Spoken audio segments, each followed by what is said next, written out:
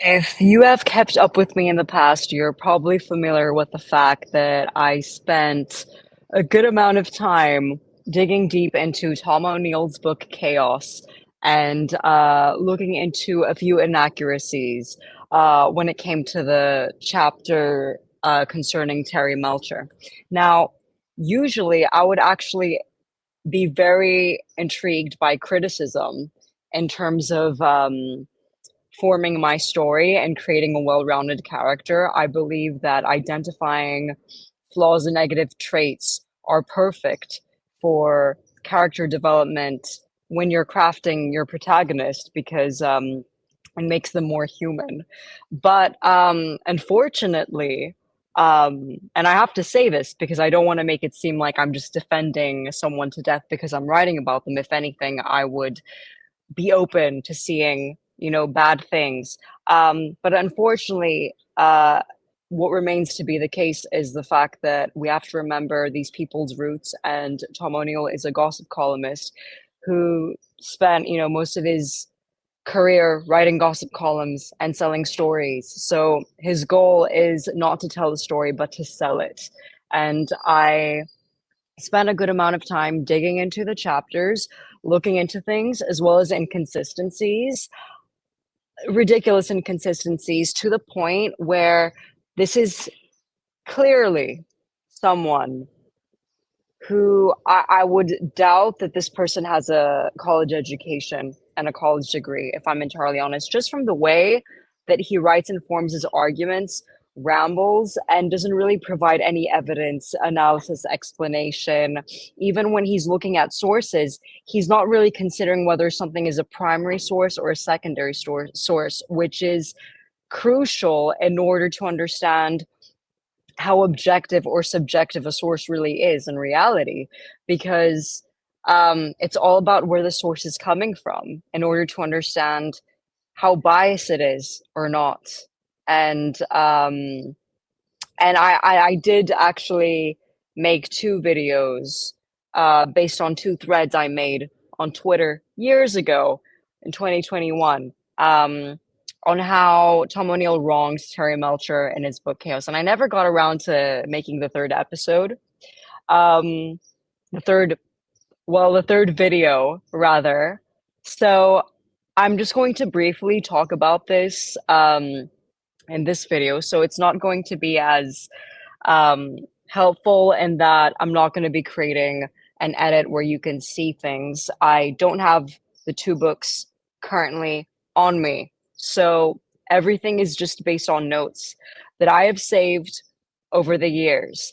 And the reason why I think we need to do this is a big issue that he does is that he uses selective information and unverified statements to suggest multiple things.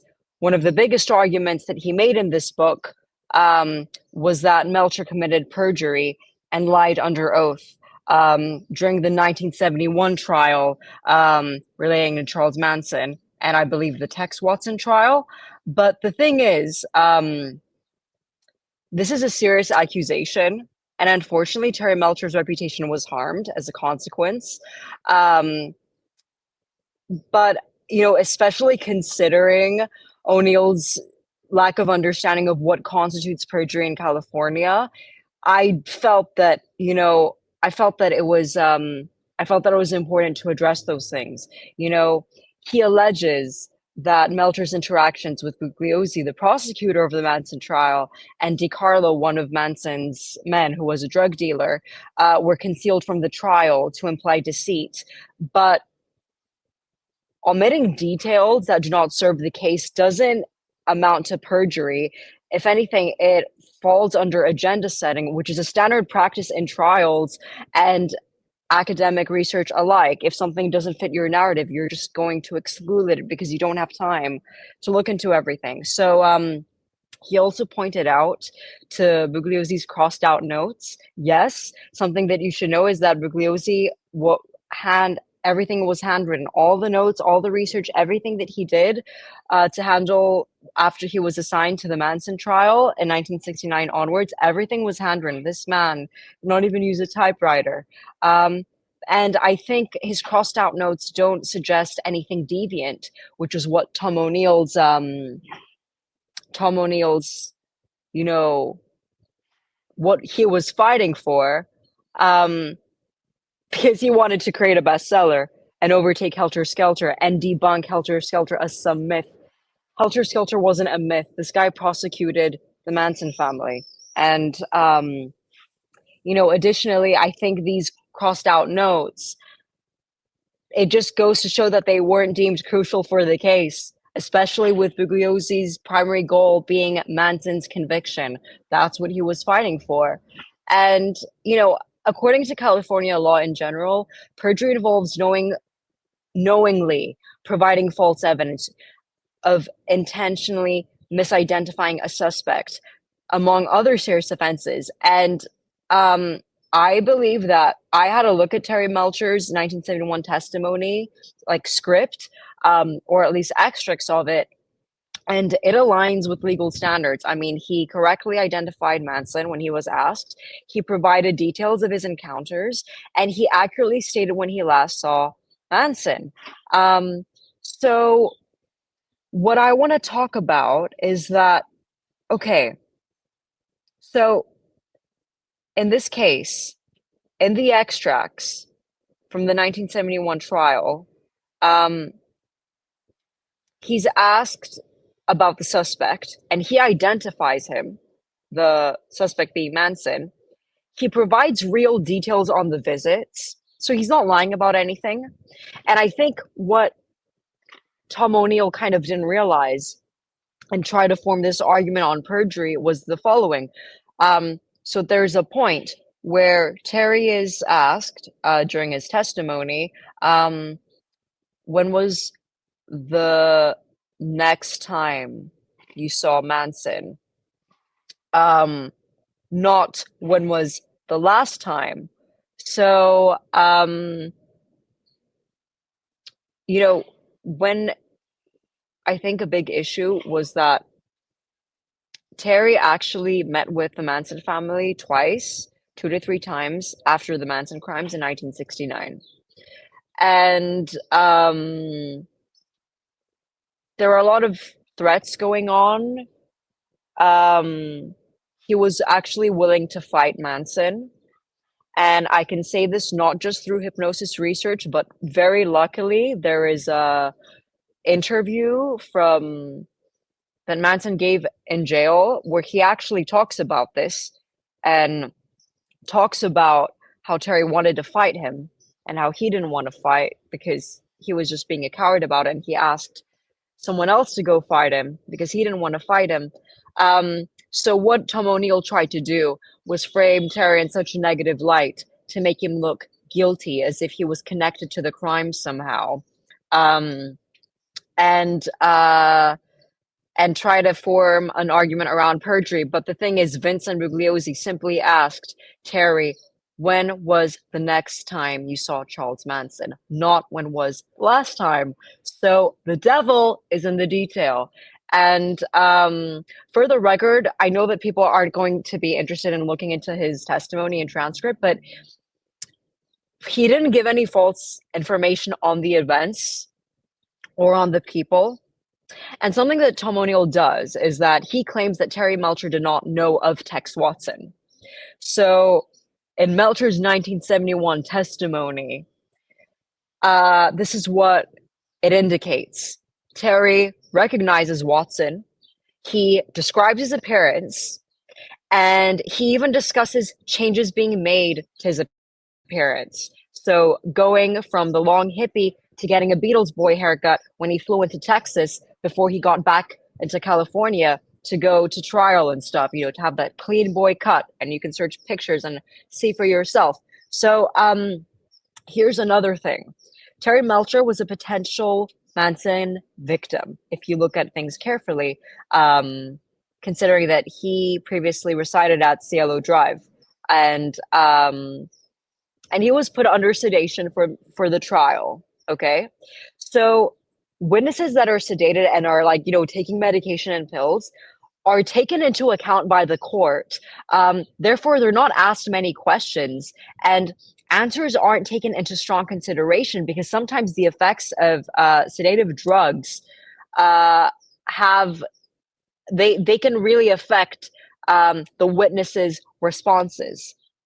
So, and something else is that this guy, I've previously spoken about this, but Tom O'Neill is very bad at doing research and sticking to timelines. There were times where he would mention in the summer of 1969, between May and June, he would make it seem like there was a 4-day difference between, and he actually listed this in his book, a 4-day difference between meeting Manson and trying to see him perform at Spawn Ranch. Because Terry tried to avoid him at all costs. He wasn't interested in hearing him sing or give him a record deal because he saw enough. And this was Manson's last chance to appeal to Terry. And that's when he was really getting aggravated in the early summer months of 1969.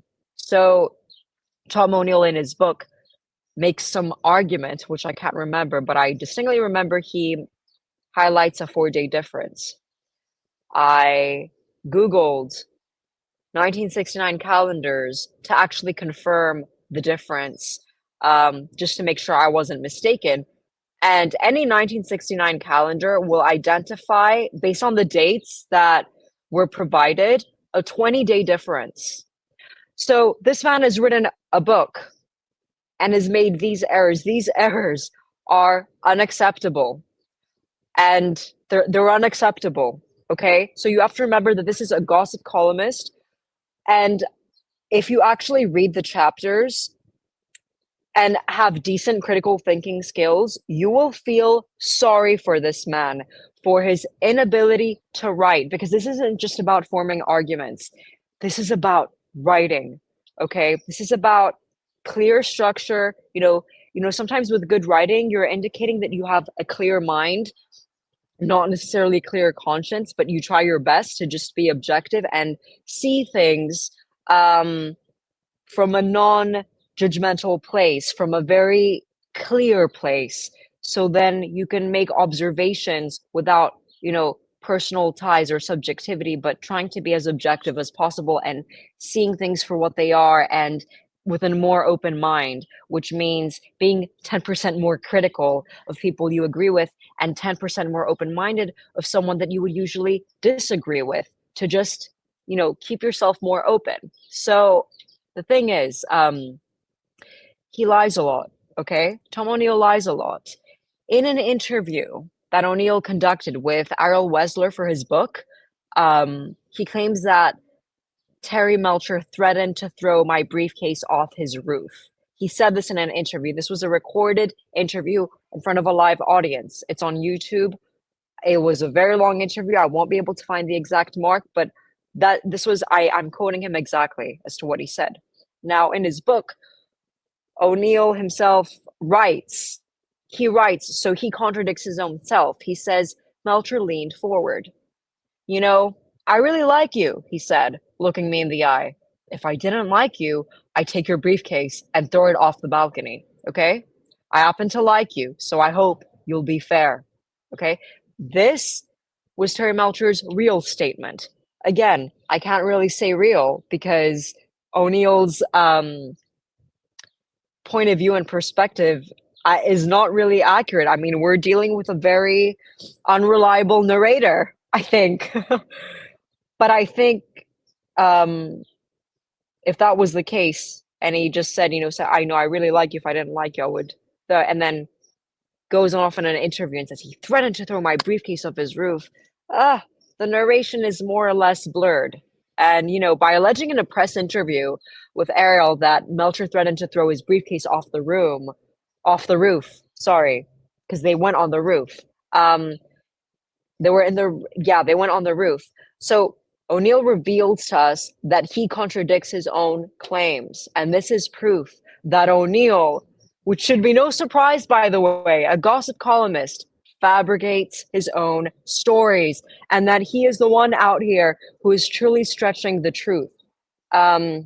And another thing that I don't like about O'Neill, as someone, and I'm not trying to attack people who haven't gone to college, but as someone who has, you don't even need a master's degree, just a bachelor's degree.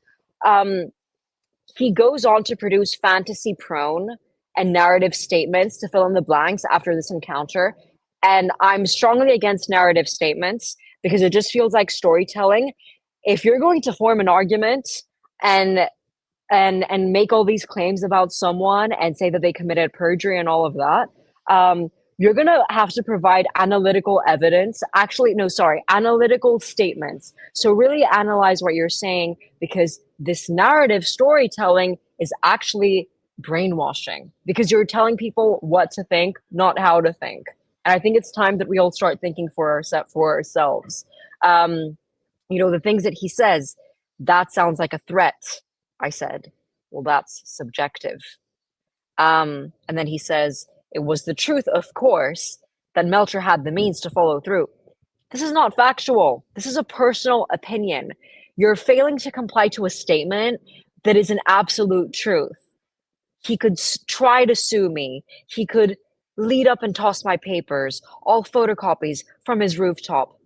This dialogue reveals nothing more than than a fantasy prone writer, okay, with a monetary agenda, which was the case. And lastly, from this page specifically, he writes, but I wondered what he would really do. Yes, Tom, you simply wondered. And I'd like to proceed to personal attacks that Tom O'Neill made against Terry Melcher, which are again based on subjectivity and fail to demonstrate anything constructive to the case. He insults Terry Melcher by stating that in his encounter, Terry was looking like this boy who never really grew up, overweight, dark glasses, long hair, and drunk in the middle of the day when I went to see him.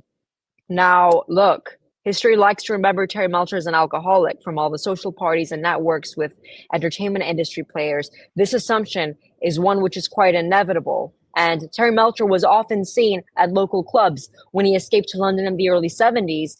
And we also know that he was on medication that was prescribed by psychiatrist Dr. Horowitz. And we also know that he was sedated at the December 1969 Manson trial. We know that this thing ruined his life. And that's fine. But I'm going to be very honest. I'm not a fan of, I feel that he used the term overweight in a condescending manner. And I think there's no place for that. He was also meeting Melcher at a time. This was the early 2000s. This was like before his death, like in his 60s and stuff. I just don't think it was necessary to attack his physical appearance. I did not appreciate that whatsoever. So I didn't like that. And if it's fair for me to say, Tom O'Neill has some weight on him. Actually, you know what? Let me just not keep this PG. Tom O'Neill is fat. Like, he's a fat ass. Like, you're fatter than Terry. So I don't understand why you're going around pointing and making remarks on someone's weight. And by the way, I'm going to leave it there. But I just find it very pot calling the kettle black.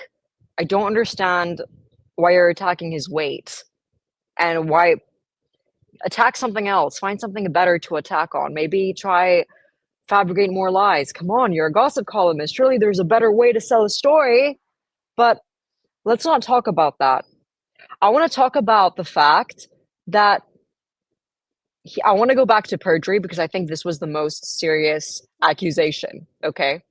But before I do, because I know that he attacked Bugliosi's notes, which I discussed early on in this video, he provides extracts. So let me give you the context. He provides extracts from Bugliosi's notes, which discuss DiCarlo's memory of seeing Melcher after the Tate murders and the LaBianca murders, which was a couple that got murdered the day after the Tate murders, to suggest that Bugliosi and Melcher lied under oath for not revealing this information. Now, this is quite a stretch of a statement to make, considering that, like I said earlier, or like I always say, given that I studied politics, keeping information out of discussion is not lying. It is merely a form of agenda setting, okay? And the handwritten notes that Bugliosi visibly crossed out suggest that they were not fit for the trial. They were not essential for the case.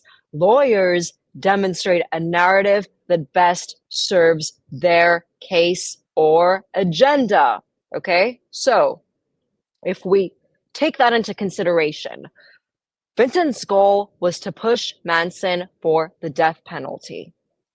He was 35 years old when he was assigned to the Manson trials. Nobody else wanted to do it. He wanted to do it. And he had included this information. And, had he included this information about Terry visiting Manson after the Tate murders, it would just create a lot of confusion. It would create a lot of ambiguity. And had he included this information, the trial would be further delayed. Um, so everyone from research to academia and lawyers, like everyone conducts research, but doesn't necessarily include it all in an essay or a trial if it doesn't serve their argument, if there's too much information going on. So another thing I want to mention, if people are interested or open to this, is that I actually did hypnosis sessions on what went down and why Terry went. And, there was one time where he rented a truck to go and see Manson. And he hid this information from his mom, Doris Day, from a lot of people. And he was actually very fearful because he believed that he was the initial target and that Manson wanted to send a message and scare him, as in, you're next. So in the hypnosis sessions, we saw that Terry was very angry, very aggressive. He went to fight him, as Charlie briefly mentioned and admitted in a jail interview. And I'm surprised that no one has picked up on this or was interested to pick up on this when he talked about Terry very briefly. He did want to fight, and he did try to fight him, and he was very angry, and he wanted to confront him and ask him, why did you kill all those people? And something very interesting is that Charlie threatened him and asked him to give him money, to give him things, to get them to move out, to meet with him. He gave them an ultimatum and tried to blackmail him, and essentially said that he and his followers would frame Terry as the murderer behind the crimes and instill this kind of thing. I don't know how he tried to form it in his mind, but he tried to link, he kind of threatened to connect Terry to Manson. And to just really destroy Terry's life, essentially, which would have been a purely fabricated lie. Terry had nothing to do with the crimes or the murders. If anything, he was in deep shock, and he was scared for months, and he felt guilty. He felt a lot of guilt because he felt that he was the one that Manson was searching for that night, which is another misconception, by the way. And Terry mentions in a 74 or 76 Rolling Stone interview that for months, his own friends and people he thought were his friends, like Greg Jacobson, kept this information away from him, that in fact, no, Manson wasn't looking for you that night. And you felt all this guilt for years, but it wasn't you. He was trying to send a message and to scare you. He knew exactly that you left, which was the case because Manson briefly met with Tate, had a brief encounter with Tate at Cielo Drive in March 1969, just a day before her flight to Rome, to Italy, to film The 13 Chairs, which was her last film. And he was searching for Terry. So Terry was Manson, Charlie was well informed that Terry had moved out. But let's not talk about that. Let's talk about perjury. Okay, so O'Neill accuses Melcher of committing perjury during his testimony and cross-examination, but unfortunately, I don't think O'Neill is well equipped. In fact, he is poorly equipped with the understanding of what constitutes perjury in the state of California. So let's consider the following according to California law. Penal Code 470 PC, forgery. Penal Code 115 PC, filing false documents. Penal Code 118.1 PC, filing false police reports. Penal Code 132 PC, offering false evidence. And Penal Code 134, preparing false evidence. So if you want to commit perjury, this is what you have to do. deliberately lie about the specifics of a crime at a trial, falsely identify a suspect on purpose, knowingly failing to correctly identify a suspect, signing an affidavit knowingly in which there is false information, or giving false information in a signed certificate or declaration. And I believe another one is Penal Code 127, suborning perjury. Now, I'm unable to access this information on public records. My best bet is that these may or may not be available via the LAPD, which is a source that O'Neill alleges to have used, and yet claims to not have any substantial evidence on legal matters concerning Terry Melcher, which I find quite interesting. So I think that if you really look at the case, if you really look at it, um, and, without needing to know much, I don't think you need to know much about Terry. In fact, I think if you just read this chapter on Terry and what O'Neill has written, um, you know, it's it's very it's very easy to just fall into the traps and believe word for word what a person writes if it's portrayed and written in a narrative writing style, like a narrative structure rather than analytical. Terry did actually not commit perjury during Vincent's cross-examination, especially if you look at the trial script, which is available online. And I just think O'Neill is just not well equipped enough to comprehend the context of legal terminology and agenda setting. And I think he should know better than that, especially if he's writing the next bestseller, um, which um, which you have now decided to take on and form as the new Bible of, the Manson case, trying to diminish Helter Skelter. What I find very diabolical is that he conducted all these interviews and allegedly spent years writing this book, interviewing Vincent Bugliosi and Terry Melcher, waiting for their deaths, knowing he wouldn't get sued because they're dead.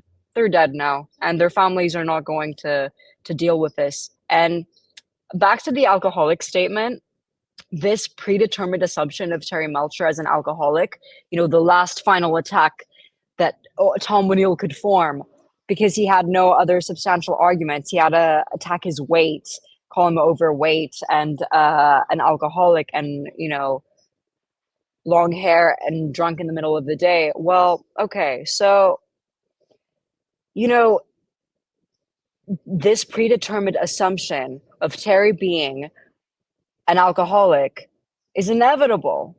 And this made it an easy claim for O'Neill to label him as such through his suggestive wording of the phrase drunk in the middle of the day, when it could have literally been as simple as him visiting Terry for an interview and Terry simply offering a glass of wine, like in the kitchen, because they were at the kitchen before they went to the rooftop. So it takes a little more digging to figure out whether this is true, because Terry Melcher knew better than anyone of the hidden motives that industry players had, and he had to prepare himself in advance for this arrangement with O'Neill.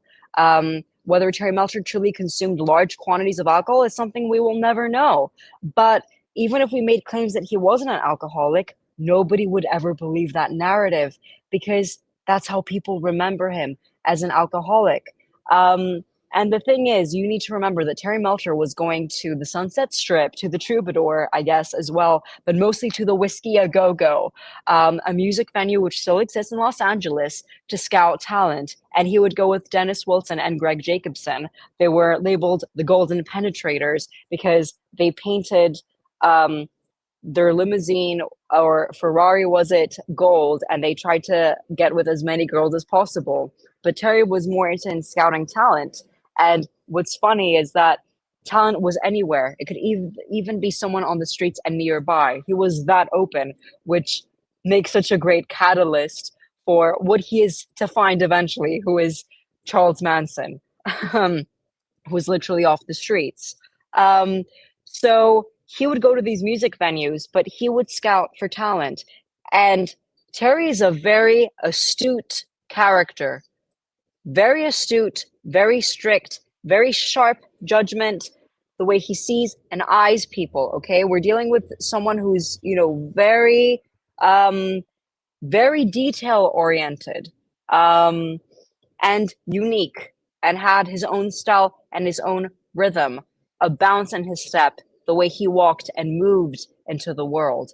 And this is how people have described him when they had seen him in person. So, um, to have a sharp mind and be out in these venues and scouting for talent and needing to be aware that the drug scene is a big thing, and knowing that he came from uh, star power roots, Hollywood royalty roots. His mom was Doris Day. Um, he wasn't just anybody. He wasn't like these other guys. Um, and he must have been, taught to be very careful and very suspicious of people in the music industry, because the largest problem in the music industry is drug use and losing your senses. And so I do think he engaged in drinks and alcohol, but I do think he had to keep himself just a little alert and aware of who he was speaking to and not losing his senses to not be taken advantage of, um, especially in business dealings as well. So I'm not aware of this alcohol. I'm sure maybe he had an issue. Maybe he had an issue with drinking in the 70s as a way to cope after the Manson trials and everything that happened. But I think this statement is just, I think Tom O'Neill just couldn't form any more arguments, and he had to find any way to just dismiss him entirely and offend him and insult him, looking like this boy who never really grew up, overweight, dark glasses, long hair, drunk in the middle of the day. It's just not nice. It feels like an ad hominem attack. There's no logic in this, and I don't know why this is an argument, and I don't know why this is actually viewed as a bad thing. You're just describing someone. Um, but he's trying to do it in a negative light, which I don't appreciate. And yeah. So to conclude, these are my thoughts. And I actually have a thread on this on Twitter, how Tom O'Neill wronged Terry Melcher in his 2019 book Chaos, a thread part 3. And I wrote 3 in like Roman numerals. So I. And I mean, that's where I've, taken photos of like my notes and stuff and different things. So I actually have 3 threads on this. It's been a long time coming. I had to make the 3rd video finally, and I'm glad that I did. So I hope that this was useful, and this is why I think Tom O'Neill's chapter on Terry Melcher, at least, I don't know for the rest of his book or his attempted recreation of Helter Skelter as a bestseller, I think it should just be taken with a grain of salt. I wouldn't really follow the things that he says. And it's just very poor academic writing. It's a shame. I mean, even if I'm writing on Substacks and I'm writing dashes and parentheses, and even if my writing is messy there, I still make an attempt to kind of always think of like by instinct, providing sources, providing evidence, analyzing something, because that's just the quality of writing that is needed. And his wasn't like that. So please bear in mind, really learn to think of for yourself. And the easiest way to do this is to look at a piece of writing or even listen to the way a person speaks and try and see if it's narrative, if it just sounds like storytelling rather than analytical. Because if it's not analytical, you're not really thinking for yourself. And even if it is analytical to the slightest point, I think you should still go out and do your research and think for yourself. So those are my 2 cents. And I'd love to stay in touch with anyone who's interested in, if you have any thoughts. These are my thoughts, and I'll be going. So that's about it.